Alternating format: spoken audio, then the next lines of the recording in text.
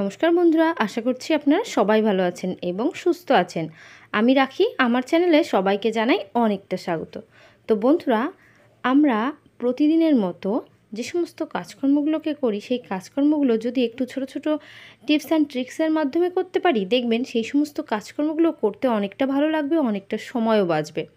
তাই আমি চলে এসেছি আমার প্রথম টিপসে দেখবেন যখন লোডশেডিং হয়ে যায় আমরা কিন্তু মোমবাতি ধরাই। আবার অন্যান্য কাজেও কিন্তু পুজো করতে গেলেও মোমবাতি ধরাতে হয়। এবার সেই মোমবাতিগুলো যে জায়গাটায় আমরা মেঝের উপর বসিয়ে দিই, দেখবেন সেই জায়গাটা প্রচুর পরিমাণে দাগ পড়ে যায়, কারণ মোম গলে গলে সেইখানটায় পড়ে।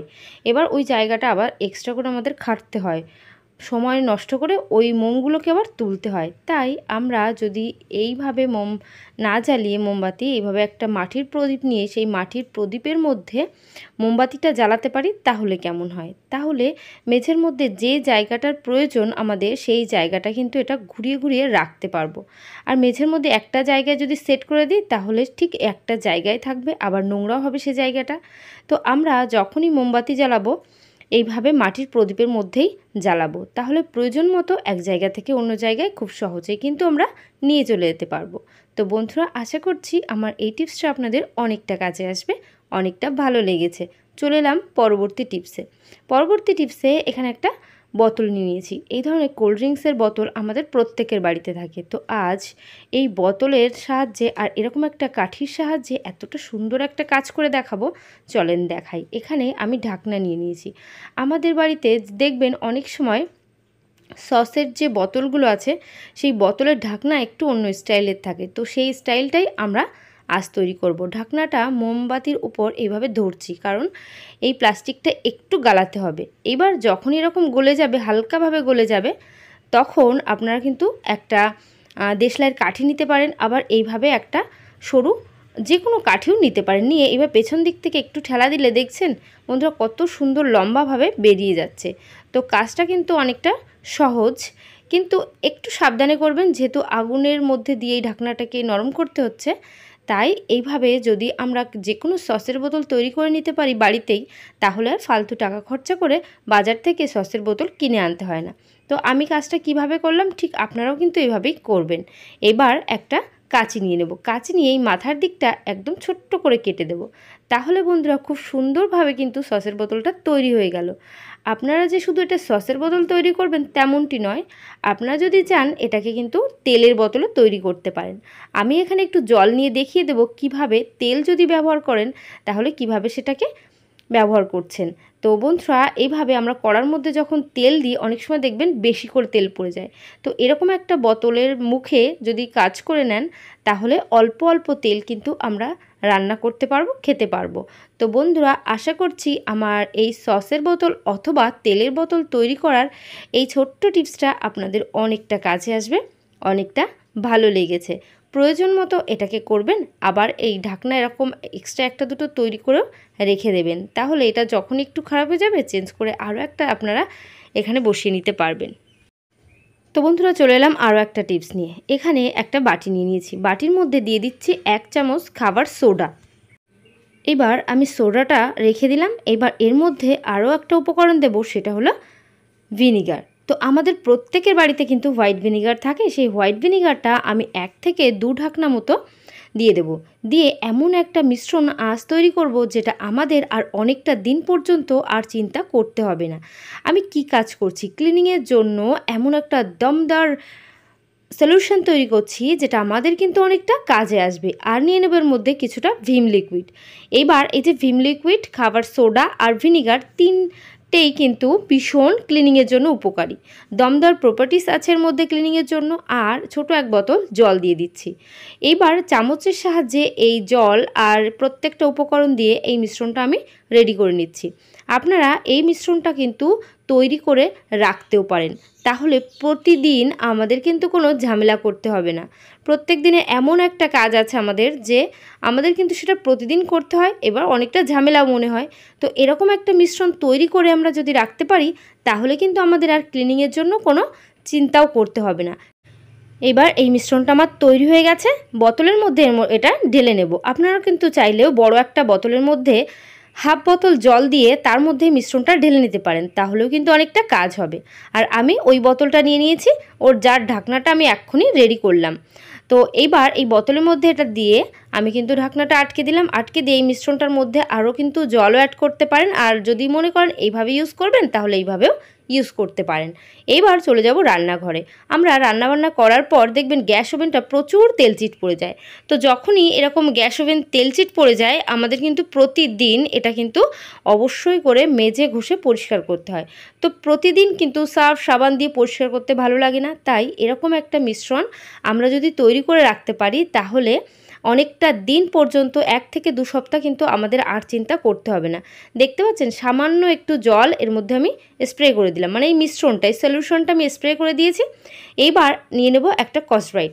স্কচব্রাইটের সাহায্যে সামান্য একটু ডলে নিলেই তাহলে এর মধ্যে যে তেলচিট আছে সেই তেলচিটগুলো কিন্তু নিমেষের মধ্যে উঠে যাবে। কারণ এর মধ্যে যে প্রত্যেকটা উপকরণ আছে প্রত্যেকটা উপকরণ কিন্তু ক্লিনের জন্য বেস্ট। তো সেই ক্লিনটা এতটা সুন্দরভাবে হবে, এর মধ্যে কোনো তেলচিট থাকবে না, নতুনের মতো গ্যাস ওভেনটা চকচক ঝকঝক করবে। আর এই মিশ্রণটা তৈরি করে আপনারা বেশ কিছুদিন একটু বেশি বড় বোতলে করেও 1 মাস পর্যন্তও কিন্তু স্টোর করে রাখতে পারেন, তাহলে প্রতিদিন আপনাদের কোনো চিন্তাই করতে হবে না। এইবার একটা শুকনো কাপড় নিয়ে এইভাবে মুছে নেবেন। শুকনো কাপড় দিয়ে মোছার পর কাপড়টাকে একটু ধুয়ে নেবেন, ধুয়ে তাহলে সেই জল অবস্থায় একটু মুছে নিলে আর কিন্তু কোনো চিন্তা করতে হবে না। তো বন্ধুরা আমি এটাকে কিন্তু ধুয়ে নিয়ে চলে আসছি। ধোয়ার পর এই যে দেখতে পাচ্ছেন এটা দিয়ে হালকা একবার মুছে নেবেন, তাহলে কিন্তু আমাদের আর ঝামেলা করতেই হচ্ছে না। প্রতিদিন কিন্তু রান্নাবান্নার পর এইভাবে একবার কিন্তু একটু মিশ্রণ দিয়ে আমরা একবার একটা কাপড় দিয়ে অথবা স্কচব্রাইট দিয়ে ঘষে নিলেই আমাদের ওভেনটা কিন্তু নতুনের মতো পরিষ্কার চকচকে ঝকঝকে হয়ে যাবে। এবার কাছ থেকে দেখিয়ে দিচ্ছি কতটা পরিষ্কার হয়েছে। এর মধ্যে কিন্তু কোনো অংশে তেল চিট কিচ্ছুই পাবেন না। আশা করছি বন্ধুরা আমার এই টিপসটা আপনাদের অনেকটা কাজে আসবে, অনেকটা ভালো লেগেছে। যদি খুব ভালো লাগে অবশ্যই কিন্তু কমেন্ট করতে একদম ভুলবেন না। চলে এসেছি পরবর্তী টিপসে। পরবর্তী টিপসে এখানে আছে রসুন। বাড়িতে যদি আত্মীয় স্বজন আসেন দেখবেন অনেকটা করে রান্না করতে হয়, সেই রান্নার টেস্ট বেশি করে আনার জন্য রসুন কিন্তু অবশ্যই ফোড়নে দিতে হয়। তো রসুনটাকে আমরা স্কিপ করতে পারি না, কিন্তু এই রসুনটা ছাড়াতে গেলে অনেকটা প্রবলেম হয়। রসুনের যে মুখটা প্রচুর শক্ত হয়, সেটা নখ দিয়ে আমরা এইভাবে যদি ছাড়াতে যাই তাহলে আমাদের নখ প্রচুর ব্যথা হয়। তো আমরা কিভাবে অনেকটা করে রসুন একবারেই ছাড়িয়ে নেব, আর রসুন ছাড়াতে গেলে অন্য কারো হেল্প লাগে। তো আমরা যদি চাই অন্য কারো হেল্প নেব না, সেক্ষেত্রে এরকম একটা ছেঁকনি নিয়ে নেব। যে কোনো একটা ছেঁকনি নিতে পারেন, ছোট ছেঁকনি অথবা বড় ছেঁকনি, যার কাছে যেটা আছে সে সেটা দিয়েই কাজটা করবেন। এভাবে ছেঁকনিটা উবুর করে তার উপর এইভাবে রসুনের মুখটা 1 থেকে 2 বার এরকম ঘষা দিলে মুখটা কিন্তু একদম নরম হয়ে যাবে। এবার হালকা হাতে জাস্ট একবার খোসাটা টাচ করলে কিন্তু উঠে যাচ্ছে। তো বন্ধুরা আপনারা কিন্তু কেজি কেজি রসুনও ছাড়িয়ে ফেলতে পারবেন কয়েক মুহূর্তের মধ্যে। তো আশা করছি বন্ধুরা রসুন ছাড়ানোর এই সহজ টিপসটাও আপনাদের অনেকটা কাজে আসবে, অনেকটা ভালো লেগেছে। আর আমার এই ছোট ছোট টিপসগুলো যদি আপনাদের ভালো লাগে অবশ্যই কিন্তু বন্ধুদের সবার সঙ্গে শেয়ার করতে একদম ভুলবেন না। আর আমার চ্যানেলে যে সমস্ত নতুন বন্ধুরা আছেন অবশ্যই কিন্তু আমার চ্যানেলটিকে সাবস্ক্রাইব করবেন আর অল নোটিফিকেশান অন করে দেবেন, তাহলে আমার চ্যানেলের এই ধরনের উপকারী টিপসগুলো আপনাদের কাছে সবার আগে পৌঁছে যাবে। তো বন্ধুরা দেখতেই পেলেন আমি কতটা সহজে কিন্তু রসুনটা ছাড়িয়ে নিলাম। এইভাবে কারো হেল্প ছাড়াই আপনারা নিজেরাই কিন্তু অনেকটাই কেজি কেজি রসুন ছাড়িয়ে নিতে পারবেন। তো চলে এসেছি পরবর্তী টিপসে। আমাদের বাড়ি অনেক কিছু কিন্তু এরকম কাঠের বাসনপত্র থাকে। হাতা খুন্তি হোক, এইভাবে বেলুন চাকি হোক, আবার দরজা জানলা, কাঠের আলমারি, দেখবেন প্রচুর লক্ষ লক্ষ টাকার জিনিসপত্র কিন্তু কাঠেরও থাকে। এবার সেই কাঠের জিনিসপত্রগুলো ব্যবহার করতে কিন্তু খুবই ভালো লাগে, কিন্তু সেটাকে গুছিয়ে রাখা অনেকটা সমস্যার ব্যাপার। কারণ কাঠের বাসনপত্র হোক, কাঠের আসবাবপত্র হোক, সেটাকে যত্ন রাখা একটু প্রবলেম। একটুতে একটু কিছু হলেই কিন্তু পোকা লেগে যায়। আর একবার যদি পোকা লাগে তাহলে কিন্তু সেই কাঠের বাসনপত্র আর আসবাবপত্র নষ্ট হতে কেউ রক্ষা করতে পারবে না। তাই আপনারা যখনই দেখবেন কাঠের মধ্যে একটু ঘুণ অথবা যে পোকাগুলো লাগছে, এইভাবে নেল পলিশ নিয়ে নেবেন। তো ট্রান্সপারেন্ট নেল পলিশ নিলে দেখা যাবে না, সেটা বেটার হবে। আর অন্য কালারিং নেল পলিশ নিলে সেটা কিন্তু একটু কালারটা অন্য দেখা যাবে, বড্ড সমস্যা হবে। যেখানেই দেখবেন বেলুন চাকির মধ্যে হোক, খুন্তির মধ্যে হোক, আবার দরজা আলমারির মধ্যে যে জায়গাটা আপনাদের মনে হচ্ছে ছোট ছিদ্র হয়েছে, পোকা লাগতে পারে, মানে ঘুণ লাগতে পারে, ঠিক সেই সমস্ত জায়গাগুলোর মধ্যে, সেই ছিদ্রগুলোর মধ্যে নেল পলিশটা একটু বেশি করে দিয়ে দেবেন।